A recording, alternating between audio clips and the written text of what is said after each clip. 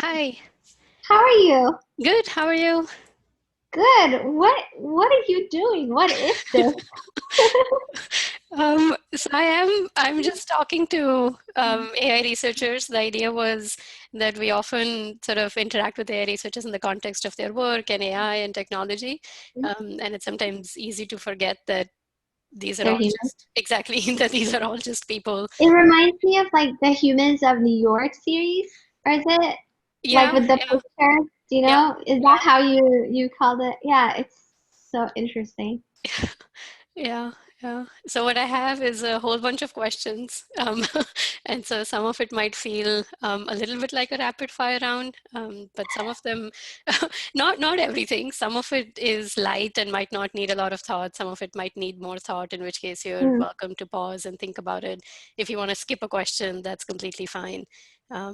And yeah, we can get through whatever we can get through by the time we run out of time. We don't have to feel the pressure to go through everything. Um, Sounds good to me. yeah, yeah. And That's in okay. general, if you can err on the side of being open, transparent, I think that would be great. Sure. All right. We'll do Um, that. all right. My See my first. dog. Oh, wow. That's what I want to do right now. Wow. My Wow. favorite Awesome. activity is taking naps. Yeah. My first question is, what were you doing just before this call? I was talking to my manager, Sammy. Yeah. And I we were talking about like a someone who got interviewed, and we have to write, like, the recruiters asked us to write a statement of support. Hmm. And he did, like, and I was like, what am I supposed to write in the statement of support? Because his feedback was all like really good. Like, I haven't seen anything, so is it even necessary? So that's exactly what happened. And it's so funny because Sammy saw that I have time from 3 to 3:10. He's like, Uh-huh. oh, interesting. I see that you scheduled it. I'm like, I didn't do that. Debbie did that. But also, I'm pretty sure it might be a thing where, like, she might be using that time to check email or get whatever. And I'm like, she has all these talks about time management and calendars and all that. So I'm pretty sure, like, there's a reason for it. So that's what happened in the last 10 minutes. That's funny. That's funny. It wasn't that I had email or anything scheduled. It's that I want to make sure I'm set up for these calls and I turn the recording on and my headphones on. So I just like having like a 10-minute gap between when my Oh, earlier meeting ends and this starts. So that was the only reason why it's weird like that. yeah. So that was what I was doing before, right Yeah, before. that's funny. What is your daily routine like? Oh my God, it depends. So, Mondays and Fridays, our team has decided that it's no meeting days. So sometimes that means we have the whole day free of meetings, but sometimes it means all of us like use it for our external meetings. Mm, And so, like, Mondays and Fridays having no meeting days means like I can actually get work done. hmm. Yeah. And it, like, it means I can read a paper, I can like write a work, or I can try to understand a concept, or if I can, and like I forget that that is my primary job as a researcher. And it feels like sometimes, so I feel like I'm on vacation, so I would like take a few papers or something. Like yesterday I did this, and go to a cafe like Kupa, which is very near here, and um and I would like not have my phone or anything like that, and I would just like read a couple of papers. So like we have a few deadlines coming up, and I don't know if any of the work I'm doing will make it to them, but I'm trying to like write drafts and stuff. So yesterday, that's sort of what I did. And it was nice. Like, and it was hot outside, but like I would try to read outside, and then it was just too hot. Like I was starting to fall asleep or something. Today, I had back to back to back meetings from 8 a.m. until 4:30. So I Um, literally woke up and I didn't even like brush my teeth or anything. I woke up and went straight to like my first meeting.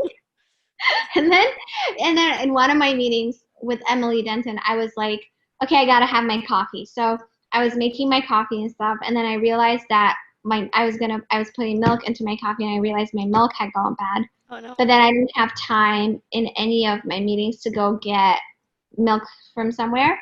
So I left one of the meetings 10 minutes early. I'm like, I'm gonna run to the store and get milk because it's noon and I haven't even had my coffee and like I want my coffee. So that was today. And like some meetings are just, it's really interesting, you know, because, well, I don't know, like I always feel like when I feel I'm getting work done, like I said, is when I'm either reading something, writing something, or feeling like I'm like trying to understand a concept or something like that, which means that you really undercount the value of like just talking to people, Mm-hmm. getting ideas, because you never know like where that will kind of end up, right? Mm-hmm. And so, so one of those things was like I have this weekly meeting with this guy Donald Martin, and one of the things we were talking about was like, you know, talking hate speech and like how you know, in Ethiopia right now there's like a whole bunch of stuff going on. I mean, there's like many different ethnicities, and so there's always, you know, something, um but there's a lot of disinformation, misinformation online that can fuel certain things, right? And so how there's like no hate speech lexicon. And so I was trying to figure out like if there is an entity that we could leverage to like, you know, or like there's a burgeoning movement. There's like Ethiopian NLP researchers and stuff. And so if they could, you know, come up with some sort of open source like um, you know, what is it like? I don't know, a resource or something like that that people could work on. Mm-hmm. And so this was something that just came up as I was talking. Like it was just a random, you know, I have these weekly meetings with Donald, like this guy, and like it was just something that came up. And so, or like this random things where like I meet people and yeah, so I always undercount that. You know, Yeah. you always it's hard to count like how that affects your work, especially in COVID, like in COVID times. So that's sort of, I guess that was today and yesterday. That's kind of like my routines. It's either meetings, and meetings could be just like one-on-ones, like how's it going, what's going on, what are you doing? Or some people would ask me, like I had a meeting with this person who just wanted to meet, have a meeting. I don't know her. And, you know, usually I'm like, oh God, how many people can I do this with? Like, I'm just gonna not do anything, right? But Mm-hmm. you know, but it's also always interesting. Like I met her and she is, her, um, expertise is, measuring, looking into health disparities, by different populations and stuff like that. She's a physician, and Mm-hmm. that's her research expertise. So that was really interesting to Interesting. know that there is someone like that Yeah. around, like at Google. So that was one of my meetings today, and we had a team meeting, and you know, just like it's meetings could be about specific projects or whatever, specific research directions, or just like one-on-ones with people. And I think I spend most of my time doing that.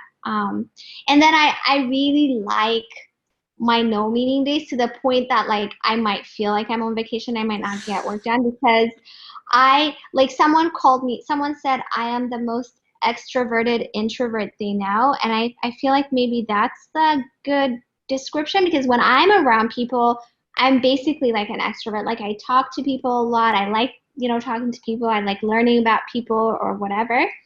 But I can't, I just need space. Like it's exhausting to be around people all the time. So I wouldn't say I'm like 100% like I wouldn't describe myself as an extrovert usually.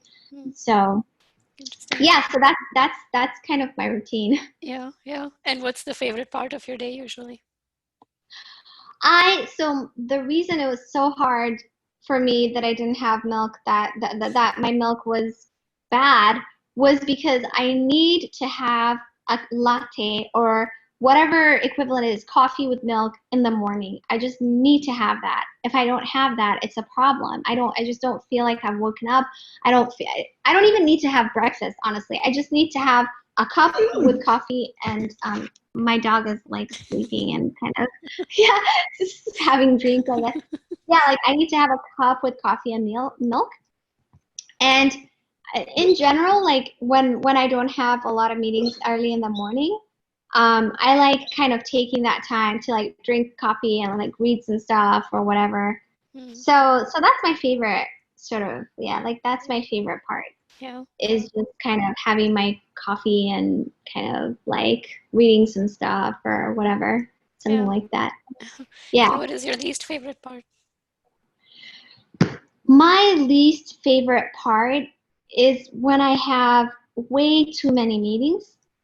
To the point, like today, it's interesting. Like today, I had back-to-back meetings, but I don't feel super exhausted. Mm. But like sometimes, especially when you have back-to-back meetings in the age of COVID, where we're all the time kind of just in front of the computer, I can feel so exhausted at the end of it. Like my eyes hurt. I can't be in front of the screen anymore. My voice hurts. I feel like I've been talking all the time.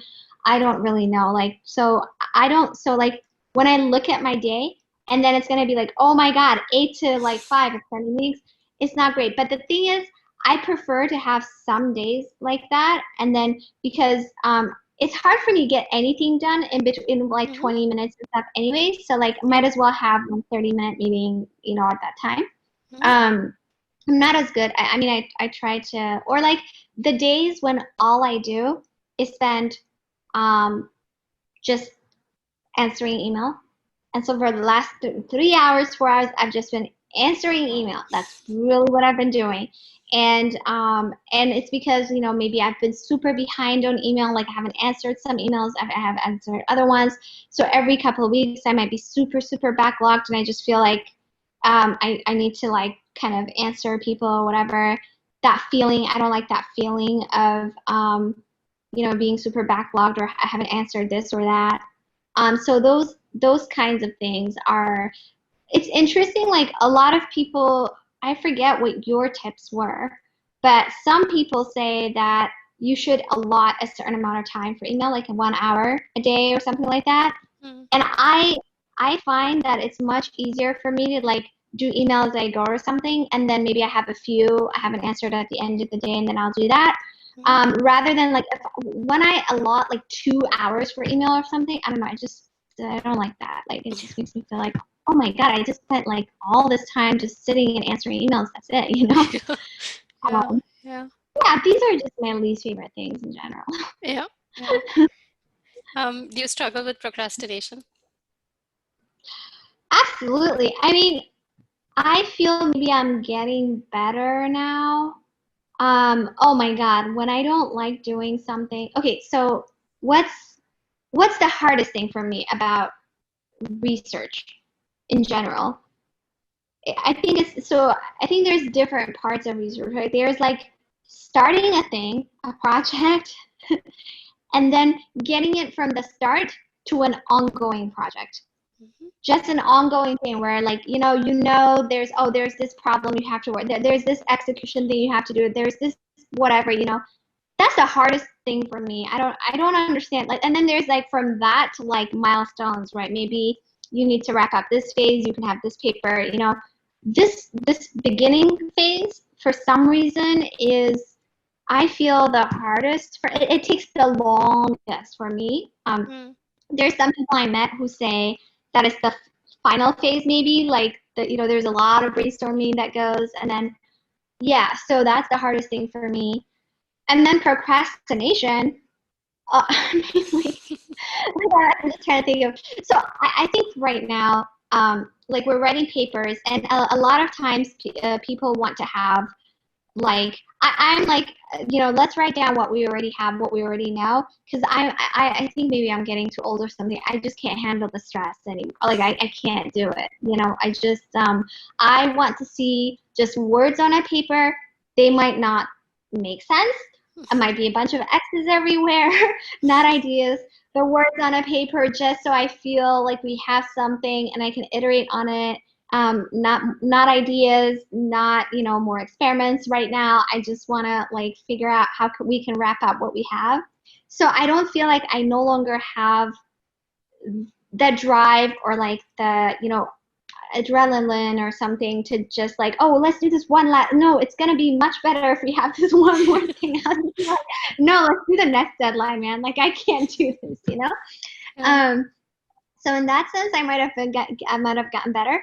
But like, you know, there's many things where I know I should get X done, but like I won't get it done because it's not fun. So I'll just do all sorts of things. I'll clean my house. I'll like just have so many ideas of what I want to do. So I'll just do that. Like right now, I have to prepare my talk for Baylearn. I'm giving a talk. Mm-hmm. So I finally spent some time yesterday like outlining it. I don't like I try to have, well, I don't know if I should say this. I try to use the same talk for a long time. Maybe I'll take bits and pieces of it or whatever, because I don't like making new talks. Yeah. So this time I was making a new talk, so I made the outline. And so now I have to allot a certain amount of time to like work on the talk and then, record it and stuff like that. And so I don't necessarily like doing that. So I'm sort of procrastinating on that, I feel. So yeah, I definitely, I don't like, yeah, I deal with procrastination. But I think I am not driven enough anymore to like really get it done by the time I'm supposed to get it done. I just get too tired. I'm just like, yeah, sorry, it's not gonna happen. Let's do it next time. Yeah. Yeah. Do you struggle with time management? Absolutely. All the time. So I find, like I said, the things I want to be better at, many things, are like using those little chunks of time effectively.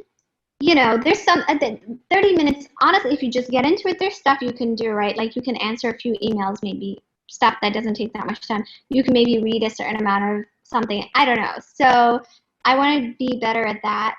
And then like just planning out what is a realistic thing that's going to happen between now and a certain, whatever, a certain date, right? And actually right now I'm having a lot of, I find myself doing a lot of administrative things, things that I find really important, but like, for research, it's always, it's not urgent sometimes. Right? There's stuff I want to do. There's stuff I need to get done. I have a bunch of long-term projects, like with a bunch of collaborators and stuff. And I find when I have collaborators and regular meetings, it forces me to like get stuff done for that project that's like a long-term project that I don't have a deadline in front of me tomorrow. So I'm finding it hard to figure out like how do I allot time to do the things I need to do, the exploratory things, whether it is, exploratory stuff or just actual stuff I need to do for these long-term projects when something is not due, like when there's not a clear deadline next week or tomorrow or whatever. And a lot of times, it's really interesting. Like if I have a long time, like Mondays and Fridays when I have meetings, right?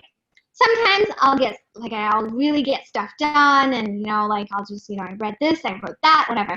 Other times I'm like, oh my God, I have the whole day. Like, and they have no meetings. It's so great. I'm going to go to the coffee shop. I'm going to, just read this. And before I know it's like 1 p.m. and I'm like, wait, what did I do? It's 1 p.m. It's like, so like, so it's both ends of the spectrum. It's like if I have just 30 minutes, somehow I don't like use it effectively. If I have the whole day and I'm like, oh God, like I can do this, I can do that, and then I end up not necessarily using it effectively. So there's very few times where I'm like, I know you have the thing where you say, you should have calendars, not to-do lists. Like you should block out from this time to this time, I'm going to do this from this time, and I do think that's like, yeah, that's very effective. Like that's much more effective. But there are really very few days where I like actually get the stuff I want to get done, and I feel like, oh, that was good. This is what I wanted to do, and I did it. Ooh, no, yeah. So definitely. In fact, I think effective time management is honestly the most important thing. It's the most important thing for research. I honestly think, because a lot of people, I mean, this is just a rant for me. A lot of people talk about ideas, like creativity is really important too, right? But so people say, oh, so-and-so stole my idea or somebody stole, and I'm like, I mean, a lot of it is about execution. It's really hard for me to understand how an idea can be the thing, right? Like it's just all about the mechanics of the execution, Yeah. which a lot of people sort of discount. So I think like project management time management, figuring out like what makes sense, what doesn't make sense is like the most important thing, not just for research, but also like your well-being. So that's something that I kind of really want to get better at. Yeah. I also waste a lot of time just, I found that, when I was in an undergrad, like when I was in college, even when I was working at Apple, I used to play piano every single day. I made sure, I don't know, like at Apple at 4 p.m. or 5 p.m. and I had a lot of work to do, right? Or like when I was in college, even when I had like midterms season or whatever, I would still go in there and I would practice, and it was just like a thing. Now I have a piano in my house. I don't remember the last time I played piano, and it's not that I don't have the time. I'm pretty sure I can make the time for it, but I'm not really scheduling it and so I find myself that I'm not doing these things that you just do for a while. Like you have a long attention span. Like you're reading a book for a while. You're Mm-hmm. like playing a piece for a while. Where I used to have these times where like I would start playing a piece and I don't know how much time had passed. Like because I was just like really focused on it.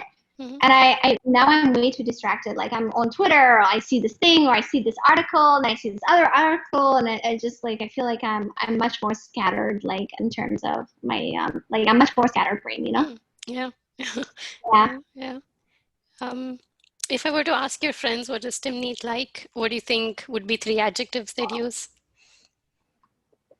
Mm, it depends on which context they know me, but they would probably say absent-minded. I Hmm. think many people would use that. There's many stories of like how I've lost things or how I've gone to the wrong thing or how like some of my friends used to like one of my friends used to just it was just like a reflex. I'd be like she's like it's in your back pocket and then you put it there, and, it's in your front then it's over there. Like I think some people that would be their definition. Other people might think hyper. Hmm. Um like maybe. Um Other people might say, um, I don't know, like, yeah, hyper, absent-minded, like, well, friends, right? Like, so some colleagues in, if they just see me in like a context of, I'm always sending, like, in certain contexts, I'm always sending angry emails. So, like, if they don't know me outside of that, they'll just think I'm like angry. And I'm like, I am actually usually not. Oh, actually, oh, yes. So at your workshop at CVPR, at your Good Citizens workshop, and I Hmm. gave this talk about click culture. Hmm. And, Andrea Fromm, Hmm. told me, I shared this talk. I'm like, here is a talk I gave at this workshop. And someone told her who was like, oh, she's so like she's like, joking around and like so it's such a different vibe in her talk or whatever, right? And because like I was just like, oh my, like all the emails they saw from me was probably like, this is unacceptable, this is wrong, how is this happening? So like, and I'm like telling Andrea, I'm like, yeah, I'm usually a happy person, but like places that have issues make me not be that way, right? So it's kind of like, Yeah. um, I think maybe like, I'm pretty loyal to most of my friends. Like I've had friends for a long, long time. Some friends, so like, I've had friends since when I was growing up, like, and sometimes we don't keep in touch for a while, and then we go back, and it's like it doesn't feel like we haven't kept in touch for a while. Hmm. So maybe. Oh, and then I am like my family members. My aunt is always like, "Why haven't you called? Like, what? Make sure to call. Like, don't go so long without calling. This is just a regular thing. Some of my friends are like, what's going on? Like, why haven't you? I don't like talking on the phone. That's the thing. Like, so and imagine like COVID times.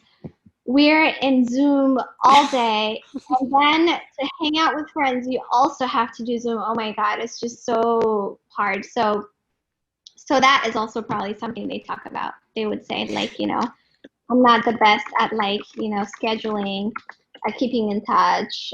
Sometimes I do, but sometimes I don't. So Yeah. Probably those are the things. Yeah. Yeah, yeah. Um, what is your single biggest strength? My single biggest strength is probably, and I think I was saying this to Sammy at some point, is that I think that I can work with people who other people dismiss. Hmm, Well, and so then, or who other people maybe haven't seen what their strengths are or something like that. hmm, And then get their ideas to fruition in a certain way. And I think that's like a lot of uh, things I'm proud of in my research or whatever are generally oh my god, my dog is going crazy with so I hear this scratching. So that's what I would say probably is yeah, like is just, working with having being interested in like a lot of different kinds of people so that you can have access to creative ideas that may be your competitive advantage, right? Like and I'm actually like not competitive at all. I just don't get motivated by competition, but that's probably I would say what it is. yeah, yeah. uh, Working with different kinds of people. Hmm. And what is something you're worse at than people around you? Oh, I mean, a lot of things. So let's see. Well, then people around me, time management, depending. Like Alex Hanna on our team is a very, very good time management person. I mean, like she has the schedule to the T. Um, I am just like not keeping up with literature, I feel. Hmm, I honestly sometimes feel okay, maybe just by virtue of being on Twitter or like following certain people or whatever, I'll get the gist of like what's happening, sort of. hmm, But like, I just feel so behind on following literature, and I also feel I think the thing I'm actually really bad at, and I don't know how other people do it. There's two things. One is seeing a talk and like understanding it and asking nitty gritty questions. I'm just like, I have no idea how anybody's doing this. Like I am, I'm very bad at like, my attention span is so short that like I have to be really, really attentive. And if I drift for like 2 minutes, I'm completely lost. I have no idea what's going on. And it's sad because it's like so good to be able to do that for 1 hour. Like for 1 hour you have this person in front of you, you've understood what's going on, and I think it's very, very valuable. And hmm, another thing is that like some people I feel can just see a paper really quickly and kind of summarize it, like know, okay, what are the important parts, I it takes me a very long time to read a paper, hmm. understand it, digest it, remember the takeaways, and then I completely forget 2 days later. I just have no recollection of it. Then I have to go back, and so stuff like that. Yeah. Yeah, yeah. What is a recurring moral conflict that you struggle with? The what? Moral What is it? conflict? That you struggle with. Is it better to work if I'm working at a big company like Google? Am I doing things to make better? Am I making things better, or am I legitimizing bad behavior and making things worse? Yes, that's definitely a moral conflict. Um, if I am living in a country like the U.S., I mean, I feel like, some of these countries are like the modern day aristocracy. So if you look at, people uh, crossing the Mediterranean, dying, boats kind of capsizing and stuff. That's like, people from where I'm from, like Eritreans trying to migrate or like whatever. And I think this is the modern day aristocracy. Like this is, I think it's crazy that we have that society where like there's a group of people who live in countries that are whose resources are fueling the rest of the world. And so it's just this extractive kind of process where like these resources are being extracted.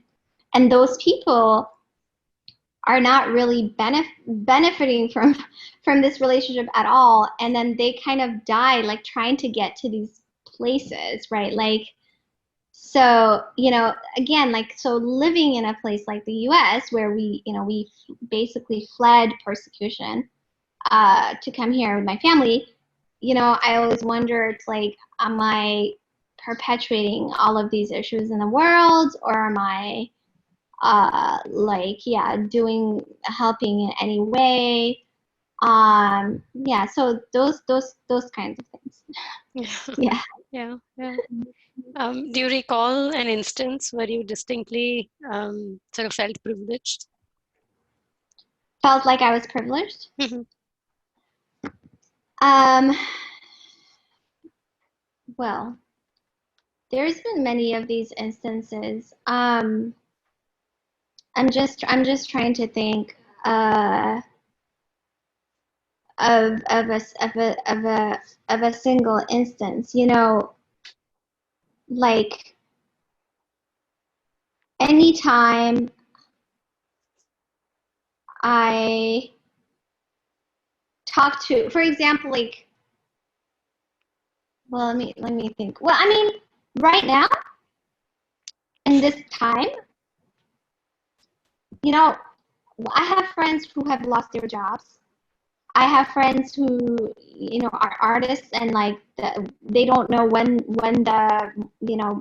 if they'll even have a job again, because like the art industry in general, theater especially, dance, like they don't know what's gonna happen, and so it feels very, and then I would go to like a restaurant or something outside seating, whatever that's open, right? And the people who are working there are working like multiple jobs, because like one job doesn't have, or like cafes or something, one, they were closed down for a while, but they don't have enough customers, so like they're only working there 20-30% of the time, and then their other job, they don't know if it's going to be open, whatever. Mhm. And at Google, I'm working one job.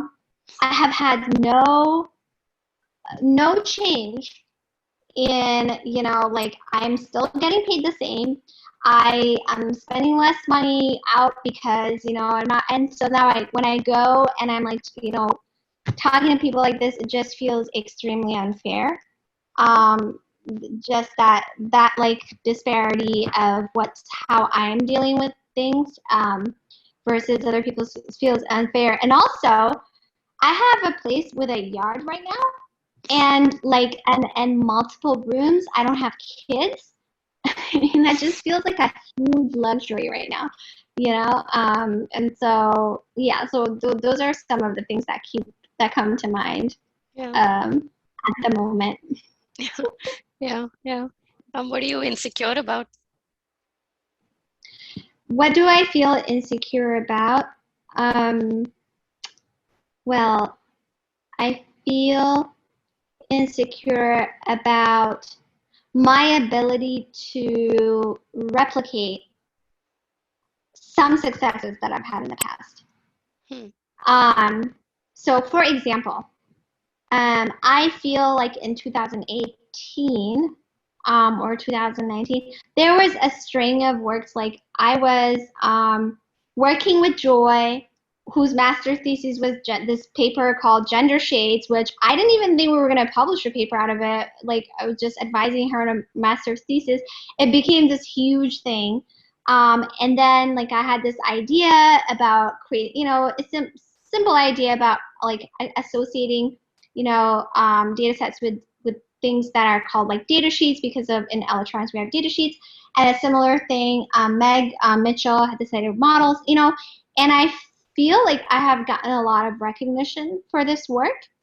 And I just don't feel like I hope I'm not expected to replicate that kind of yeah. So I just, so my ability to do, I'm not worried about my ability to like write papers or something. Like, at this point, I feel, so when I was in undergrad, I mean, when I was in grad school, I was really worried because like I was working on like this one long project, and I wasn't publishing anything, and and all these people around me were just like publishing every conference and every whatever.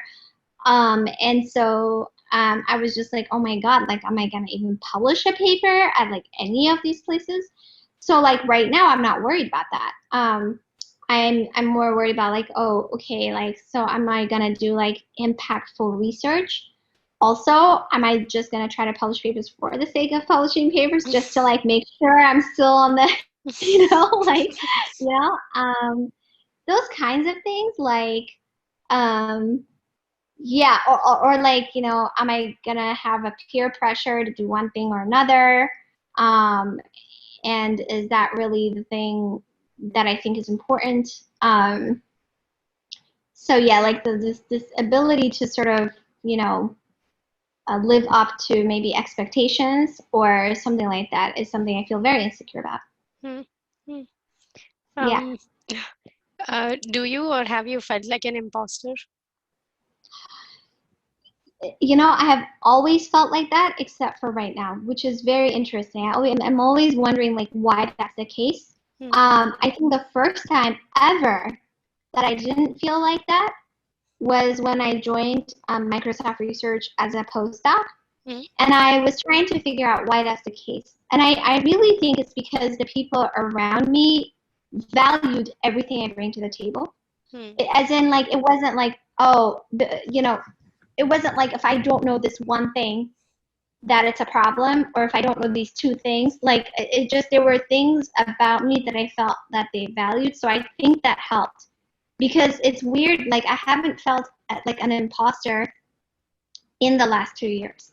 And Hmm. I think this is like literally the first time ever, because like every single new job, every single new endeavor, 100%, and to the point where I am like, I remember when I first got my internship at Apple as an undergrad, I was so I didn't eat like a lot of food for like a week or two, just because I was just so nervous about the whole thing. And like, you know like, for example, it wasn't, soldering things, simple things like soldering little components would just make it impossible for me to do anything, because I never learned how to do that in school, in classes. But then if you're trying to debug something, or if you're trying to like look at something, you have to do it. And so I would like burn these components that were given as, samples, trying to like do it, and then I don't know how to ask people. And then one person actually complained that I was asking too many questions. And so then that didn't make things better at all. Like, I don't want to ask more questions. So I was like trying to like figure out, okay, like, how can I route questions so that each person doesn't think I'm asking too much, but like it's okay, It was just, yeah. And so, or I would just always feel like no matter how much I read about something, there's this other thing I just won't feel like I know. Like, honestly, right now, I feel like I've forgotten all of. I'm like, do I remember math? Do I remember stats? Like, I haven't. Yeah, I've been kind of reading up on like other aspects of like my work that I think are important. So I'm like, oh my God, do I remember any of this other stuff? Like, so there's always something like that. Yeah. Yeah. Yeah, and definitely, I used to have this imposter syndrome, like very, very, very severely, I would say. But I think it also played with my environment and how people in my environment treated me. Hmm. Yeah. Yeah. What is something you're trying out these days, and how is that going? Something I'm trying out, Pilates, and well, it's hard because I don't like repetitive things. I like things that are not repetitive. Like, I love dancing, I like yoga, I like running while Hmm. listening to a podcast. But Pilates is like, okay, now do 5 push-ups. 1, 2. I'm like, oh my God, 5. I'm just like, it's already hard. I can't do it. And so I'm trying to, and I always like, that's the thing that's like, that if I skip a class or whatever, it's something that I'll most likely skip. And Hmm. I'm also trying to learn how to do my goal is to do one pull-up. Hmm. by the end of quarantine. So because I realized my upper body is extremely weak, Mm, and sitting at the computer and all that, I just feel like my shoulders and other things need to be a little bit stronger. mm, So it was going sort of okay until the last few weeks where like I have not done a single, like yesterday at 4 p.m. I was supposed to do it. I didn't do it. mhm. And so these days, I don't know. I'm just hoping that, but I had made a lot more progress because I haven't done any, I used to not do any push-ups or anything. So I feel like I've made a bit more progress, but Yeah, I can't imagine being able to do a pull-up. yeah, Um, at first I said by the end of quarantine, but now who knows yeah, what that is. Well, maybe I have enough time like to do a pull-up. So yeah, yeah, that's something I'm trying out. yeah. What is a tool or a trick or a hack that you use that makes your life more convenient or more fun or more efficient? Oh my God. Um, I don't know. Like, well, I don't really know if this is an answer, but I have like a command center of a setup for Interesting. my office. So I have a footstool, I have the chair, I have and I have this kinetic um 360 or whatever it's called keyboard. Hmm. And that's really important for my ergonomics because I used to have so many. I had to take like 2 years off a while back, like because of my hand issues and all these other issues. And so I think that helps me a lot. And people kind of, I used to dismiss that kind of stuff before, but especially being at home constantly. Hmm. Um, so yeah, so that's one. That's one thing. And I have a joystick mouse, which is I like a see. joystick. Interesting. Yeah, yeah. Yeah. Um, what is something surprising about you that the rest of us might not guess? About me? I don't really know if it would be surprising. I mean, I don't, I don't feel, I mean, I love dancing.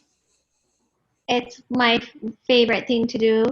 Hmm. I don't really know if that would be surprising though for people because I kind of feel like I talk about it all the time. I'm not an angry person. So maybe that's, I think that like people have started to characterize me as like a fight the power kind of person, but I don't like fighting with anybody about anything, and I kind of just I sort of just wanna get by. Like so that's always like, you know, I don't I don't like plan these things out. Like I don't want to fight with Jan LeCun on Twitter, right? Like I don't want to, this is not the kind of thing I like to do at all. And it's extremely stressful when it happens. It's really not fun at all. So maybe maybe Hmm. that and I'm not very serious usually, like so Hmm. maybe that's it. Yeah, yeah. What is something about the world that surprises you? The world, um, how resilient some people are, I Hmm. think, is just amazing to me. Like how, how some people can keep their mental state intact. Like I don't like, there's people in the Black Panther Party who are in solitary confinement for like 50 years, Oh, and then they were like put out into the world, and they were still like working with their communities trying to. So I don't understand how a person can live, be in prison for 50 years in solitary confinement and still continue to like stay alive. That's just something I don't understand, yeah. you know. Yeah, so I think humans ability to be resilient is something pretty amazing. Yeah, yeah. In what way do you wish your life was different? In what way do I wish I could dance. I really miss dancing. um I wish I was playing more piano. Like I wish I was doing things. I I also like learning languages and things like that. And Mm-hmm. I just feel like I'm not as good. I used to be better at making sure I carved out time for these things, regardless of how busy I was or whatever, I mean, I think sometimes it's artificial busyness, but I am not doing those things right now as much. And so I would like to do more of those things. Mm-hmm. Yeah. Do you think there's a point to life, to our existence? What are you? You're just um this is hilarious. Yeah, so I think that like in order to exist, human beings we're like have to be delusional. So we have to just delude ourselves about everything. And I think that like when you don't delude yourself, then you start being really depressed because the reality is there's probably no point into like why does anybody care if we live? And then especially like when you really think about it, when I'm like focusing on my work, when Oregon is burning or something like that, it just doesn't make any sense at all. And I think some people in our team were having, yeah. So it's like, okay, honestly, I'm writing this. Does writing a paper even matter right now? Is this even a thing I should be thinking about? So probably the answer is no. But I feel like I probably, as a human who has to survive, has been conditioned into feeling like certain things matter, like feeling like, some things are important versus not. And like when I don't feel that way, it's probably the most realistic feeling, Mm-hmm. but it's also like very depressing, right? Like it starts kind of spiraling into a depression. But yeah, Yeah. Yeah. you're like easing into these questions. It's so funny. Why did you agree to do this interview with me? Oh, because you're cool. Like I really like, I just, you do so many interesting things and it's like I don't understand how it's very interesting because you're super organized, always, but then like super creative. Um, and so I find that really interesting. And so I was just like, oh, it's interesting to like see what you're gonna do with this thing, like humans, like AI thing. Yeah. So that was why. Yeah. Yeah, yeah. So I know I just have 2 more minutes of your time now. So is there anything else that we should have talked about you, your life that we didn't get to? No, I think we got to a lot. It's like very interesting questions. Yeah. I had an existential crisis, when I was turning 30, and I got super depressed and anxious. And so when you were talking about like, is there a point to life? I remember this feeling of like emptiness, and it's the worst. I think it's the worst feeling and I think that comes with like clinical depression. It's like this feeling of just nothingness. And I think that's really the worst feeling, but I think that is sometimes the most accurate um, description of things, but Hmm. it's just not a sustainable kind of Way of feeling. approaching life. Yeah. Yeah. Hmm. Yeah. Hmm. Yeah. Yeah. That's all I have. Thank you so much. Thank you for taking the time. Thank you. This was so interesting. I'm like curious to see how what will come out of your series, this series. Yeah. Yeah. I'll be sure to share a pointer with you. Yeah. Okay, cool. All right. Thank you. Bye. Bye. Bye.